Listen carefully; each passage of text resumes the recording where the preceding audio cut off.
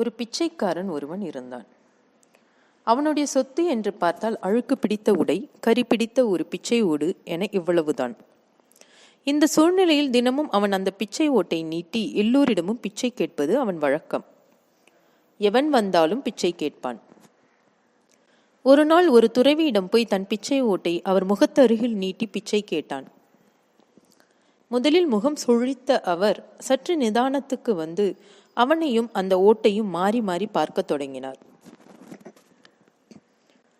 சட்டென்று அவனிடம் இருந்து அந்த பிச்சை ஓட்டை பிடுங்கினார். பிச்சைக்காரன் பயந்து போனான். துறவி தன் பிச்சை ஓட்டை எடுத்துக் கொள்வாரோ என்று பயந்தான். ஆனால் அந்த துறவியோ அந்த ஓட்டை மேலும் கீழும் ஆராய்ந்தார். பிறகு பிச்சைக்காரனை பார்த்து, எவ்வளவு காலமா பிச்சை எடுக்கிற என கேட்க, நினப்பு தெரிஞ்ச காலத்துல இருந்தே இந்தாங்க சாமி என்றான் பிச்சைக்காரன். இந்த பிச்சை ஓட்டை எவ்வளவு காலமா வச்சிருக்க என அவர் மறுபடியும் கேட்க, எங்க தாத்தா அப்பான்னு 2 தலைமுறைக்கு முன்னாடியில இருந்தே இந்த ஓட்டை வச்சிருக்கோம். யாரோ ஒரு மகான் கிட்ட பிச்சை கேட்டப்போ அவர் இந்த ஓட்டை கொடுத்து இதை வச்சு பொழைச்சிக்கோன்னு கொடுத்தாராம் என்றான். அந்த துறவி, அடப்பாவீங்களா, 3 தலைமுறையா இந்த ஓட்டை வச்சு பிச்சை தான் எடுக்கிறீர்களா என கோபமாக கேட்க பிச்சைக்காரனுக்கு புரியவில்லை.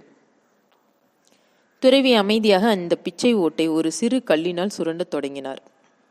பிச்சைக்காரன் துடிதுடித்து போனான். சாமி, என்கிட்ட இருக்கிற ஒரே சொத்து அந்த ஓடுதான்.